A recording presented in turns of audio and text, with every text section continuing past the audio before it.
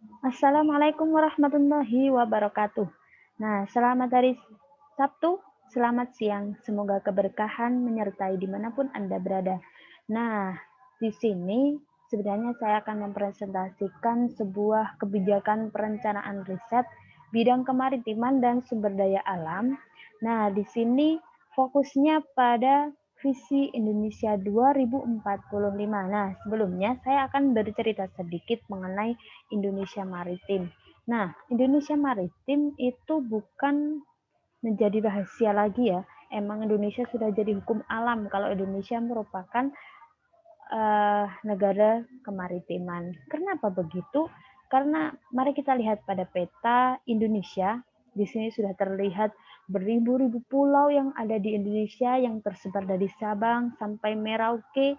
Di sini setiap pulau pasti dikelilingi oleh perairan. Nah, itu kenapa Indonesia menjadi negara kepulauan. Nah, asal kau tahu, di sini Indonesia itu mempunyai 17.492 kepulauan. Wow, itu bukan jumlahnya sedikit pemirsa, itu sangat banyak sekali dan mengejutkan lagi, Indonesia itu menduduki peringkat ketiga sebagai negara kepulauan terbanyak di dunia ya, catat di dunia, yaitu setelah Finlandia dan Kanada. Nah, itu cerita sedikit mengenai Indonesia sebagai negara maritim. Selanjutnya mari kita berpijak pada kebijakan perencanaan riset bidang kemaritiman dan sumber daya alam. Nah, di sini kita akan membahas mengenai visi Indonesia pada tahun 2045. Nah, spesifiknya gini, visi Indonesia 2045 Indonesia menjadi poros maritim dunia. Subhanallah, mari kita doakan saja semoga sukses. Nah, kesuksesan itu kita harus tahu kebijakan-kebijakan seperti apa yang harus dilakukan Indonesia, yang harus dilakukan oleh perguruan tinggi, yang harus dilakukan oleh para rakyat, yang harus dilakukan oleh pemerintah sendiri itu untuk mencapai visi Indonesia menjadi poros maritim dunia. Nah, selanjutnya mari kita simak pembahasan berikut ini. Sebelumnya, sebelum menginjak pada kebijakan perencanaan riset bidang kemaritiman dan sumber daya alam, mari kita lihat pada misi perwujudan visi pembangunan nasional dalam RPJPN 2005-2025. RPJPN, what is it? RPJPN adalah rencana pembangunan jangka panjang nasional. Nah, jelas jangka panjang ya, ini 2005 sampai 2025 itu jangka panjang sekali. Nah, selanjutnya kita lihat di sini ada 8 visi perwujudan visi pembangunan nasional. Nah, di sini nomor 1 kan mewujudkan masyarakat berakhlak mulia, bermoral, beretika, berbudaya, dan beradab berdasarkan falsafah Pancasila. Nah, di dunia itu Indonesia terkenal humble sekali, terkenal ramah sekali. Nah, itu kan menunjukkan moral, menunjukkan etika, menunjukkan budaya Indonesia yang sangat beretika mulia, seperti itu. Nah, selanjutnya yang kedua adalah mewujudkan bangsa yang berdaya saing. Yang ketiga, mewujudkan masyarakat demokratis berlandaskan hukum. Indonesia adalah negara demokratis, ya, itu catat itunya. Yang keempat adalah mewujudkan Indonesia aman dan bersatu. Selanjutnya adalah mewujudkan pemerataan pembangunan dan berkeadilan, yaitu biasanya diwujudkan pada infrastruktur. Kalau saat ini fokusnya pada infrastruktur. Yang keenam adalah mewujudkan Indonesia asri dan lestari. Sudah menjadi hal hukum alam ya. Hukum alam kalau Indonesia itu negara yang penuh dengan pesona alamnya. Nah, pesona alamnya itu salah satunya adalah hutan, laut, seperti itu. Kita harus jaga Indonesia dengan atas keasriannya, menjaga kelestariannya, seperti itu. Nah, yang ketujuh ini yang mengarah pada pembahasan saat ini, yaitu mewujudkan Indonesia menjadi negara kepulauan yang mandiri, maju, kuat, dan berbasiskan kepentingan nasional. Nah, selanjutnya ini adalah wujudkan Indonesia berperan pada pergaulan internasional. Nah, itu seputar 8 misi perwujudan visi pembangunan nasional pada RPJPN 2025. Nah, tapi di sini kan kita punya judul nih, kebijakan perencanaan riset bidang kemaritiman dan sumber daya alam. Nah, mari kita lihat dari 8 misi ini kita ambil dua misi yang bisa diterapkan pada kebijakan ini. Nah, mari kita kupas. Nah, yang pertama adalah visi pembangunan.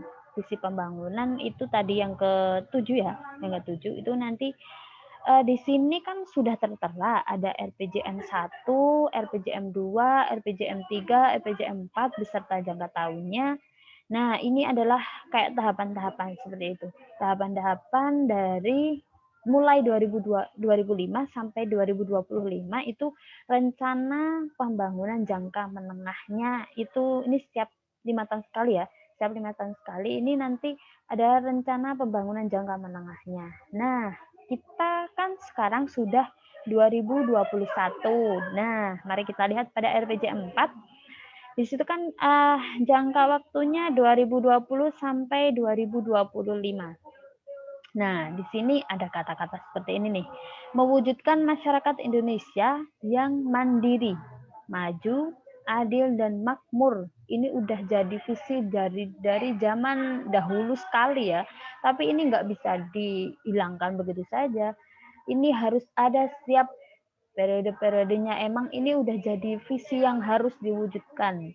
Nah, terus caranya gimana? Ini melalui percepatan pembangunan di berbagai bidang dengan menekankan terbangunnya struktur perekonomian yang kokoh berlandaskan keunggulan kompetitif di berbagai wilayah yang didukung oleh sumber daya manusia berkualitas dan berdaya saing. Nah, di sini catatannya adalah pada SDM-nya.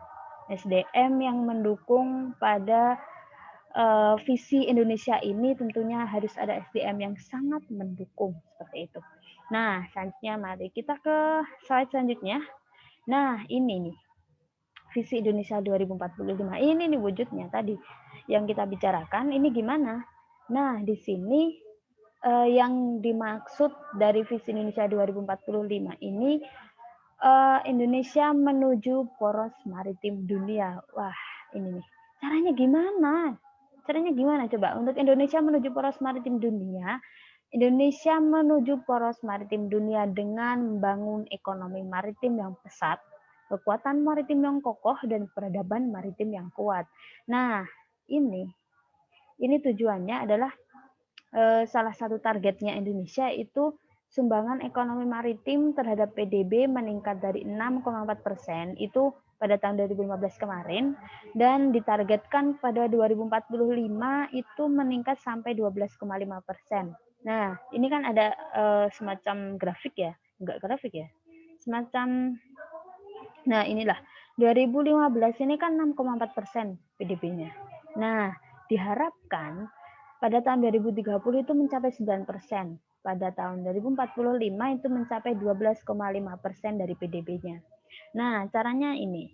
Ada 3 hal yang harus diperhatikan, yaitu ekonomi maritim, peradaban maritim, dan kekuatan maritim. Nah, untuk ekonomi maritim sendiri, ini caranya untuk mendongkrak PDB-nya itu adalah yang pertama ini, pembangunan konektivitas laut yang efisien dan efektif. Caranya gimana? Nah, salah satu contohnya ini nih. Konektivitas itu semacam hubungan ya, connect itu hubungan. Nah, hubungan laut namanya Indonesia adalah banyak pulaunya. Nah, itu kita harus memikirkan konektivitasnya. Kondisi geografis di Indonesia itu kan merupakan negara kepulauan yang memberikan implikasi bahwa Indonesia sangat bergantung pada infrastruktur laut sebagai alat konektivitas perdagangan, baik itu perdagangan domestik maupun internasional. Nah, itu harus dicatat itu.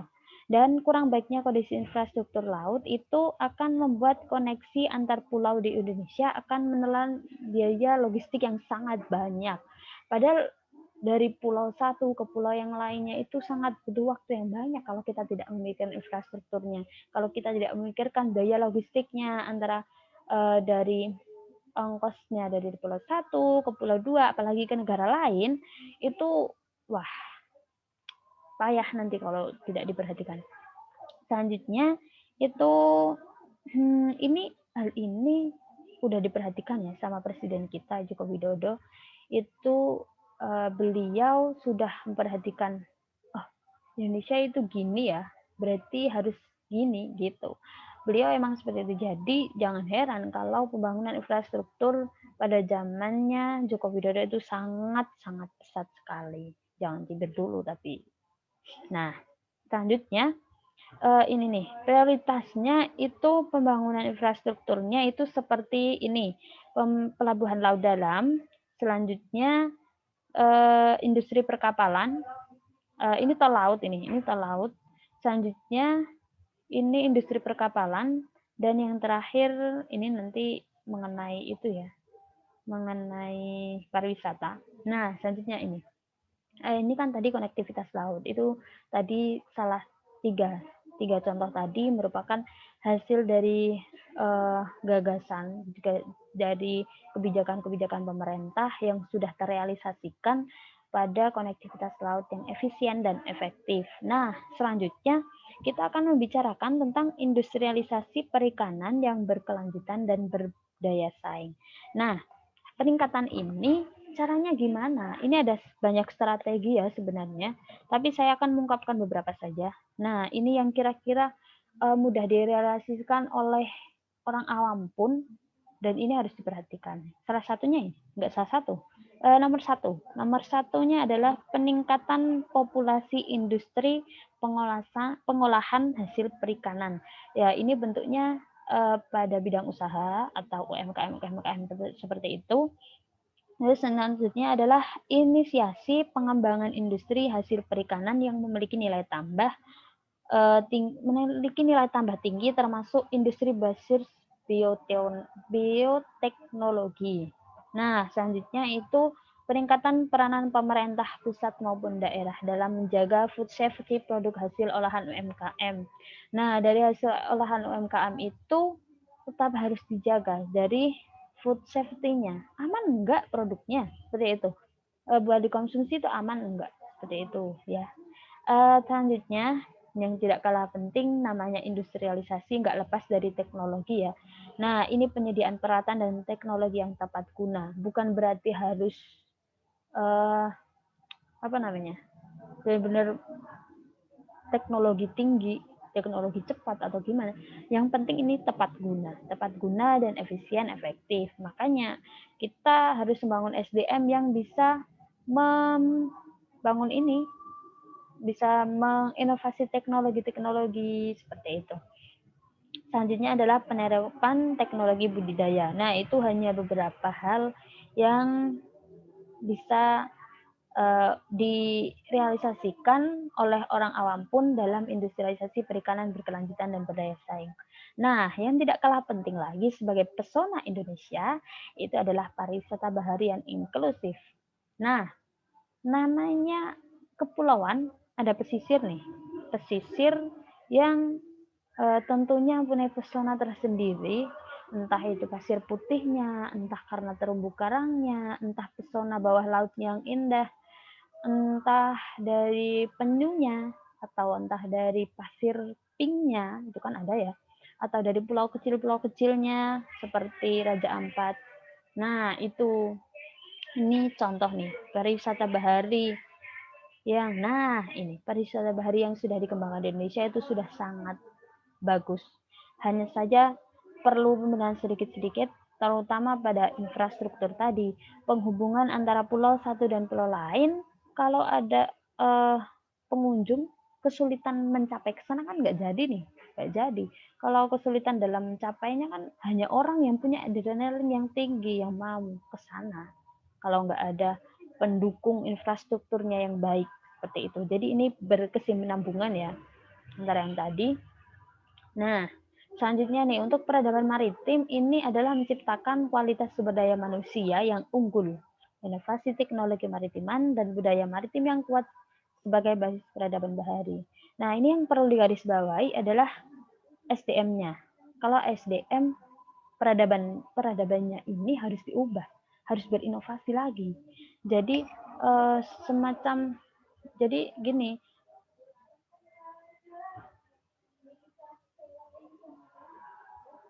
untuk SDM-nya itu kan harus unggul ya, harus unggul itu.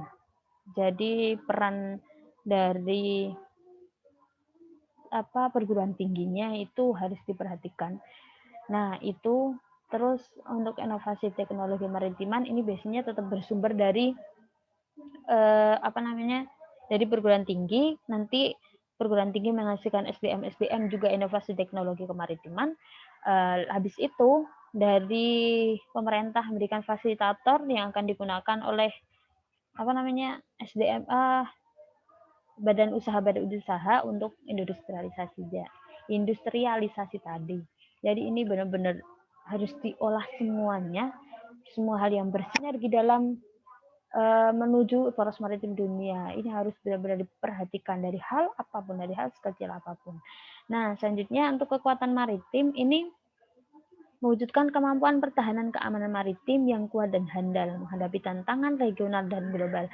Nah, ini biasanya yang terjadi adalah pada daerah perbatasan wilayah antara Indonesia dengan negara lain, itu biasanya yang terjadi masalah di situ. Itu akan menjadi permasalahan yang sangat besar. Itu biasanya terjadi seperti itu. Sangat rentetannya itu nanti panjang sekali itu. Nanti ke ranah PBB bisa, wah itu seperti itu. Makanya kita harus membangun kekuatan maritim yang benar-benar kuat, yang handal gitu.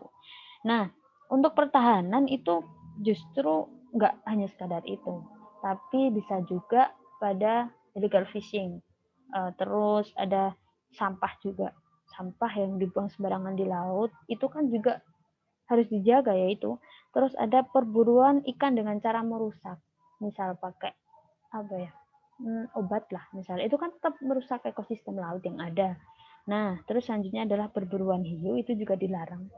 Sebenarnya seperti itu. Terus selanjutnya kita akan menginjak pada Sustainable Development Goals. Nah, di sini itu adalah 14 Live Below Water. Ini tuh semacam kayak apa sih? Bagaimana sih cara menjaga laut yang baik? Itu yang pertama adalah mengurangi semua jenis pencemaran laut.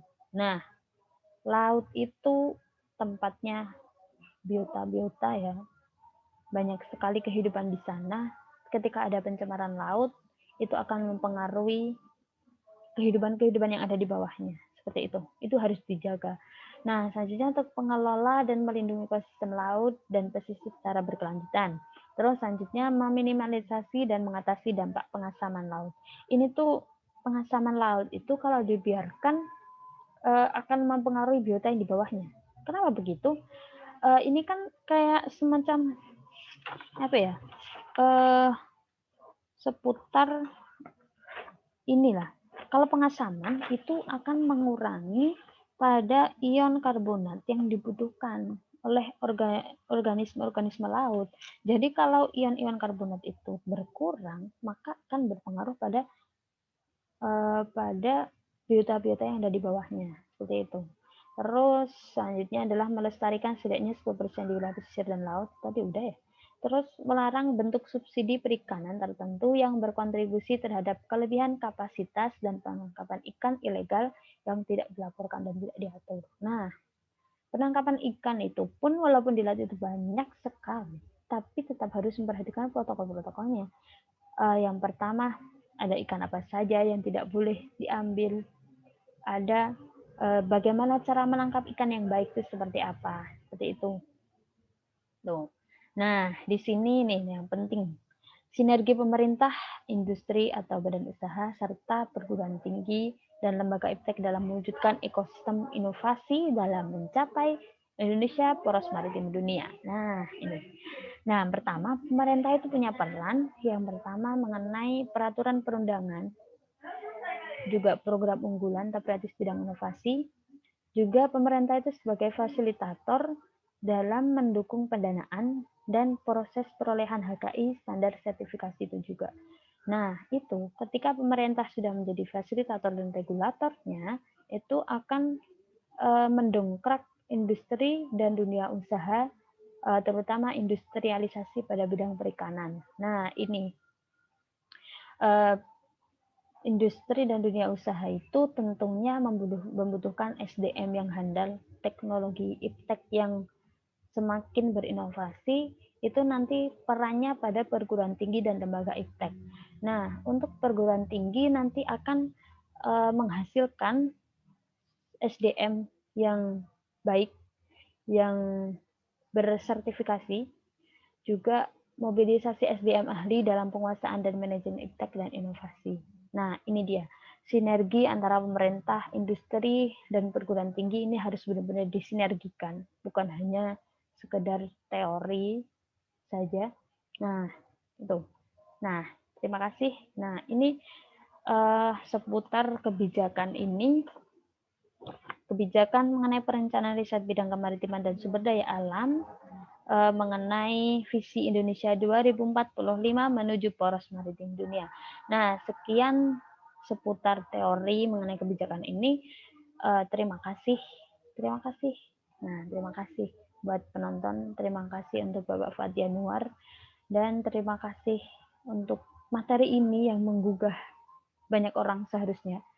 Yang menggugah antara pemerintah yang seharusnya, yang tadi, peran tadi pemerintah. Semoga kita mempunyai harapan terrealisasikan dengan baik. Juga dari badan usahanya, dari UMKM benar-benar melakukan inovasi-inovasi terus untuk meningkatkan perekonomian Indonesia dalam bidang kemaritiman. Nah, dari segi perguruan tinggi, terima kasih yang sudah berada di sana, yang sudah memperjuangkan Indonesia dalam bidang kemaritiman, juga sudah memberikan kontribusi SDM sumber daya manusia yang handal, juga inovasi teknologi-teknologi yang baik. Nah, terima kasih. Terima kasih. Terima kasih. Mohon maaf, kurang lebihnya mohon maaf. Salah kata, salah perbuatan, kurang lebihnya mohon maaf. Assalamualaikum warahmatullahi wabarakatuh.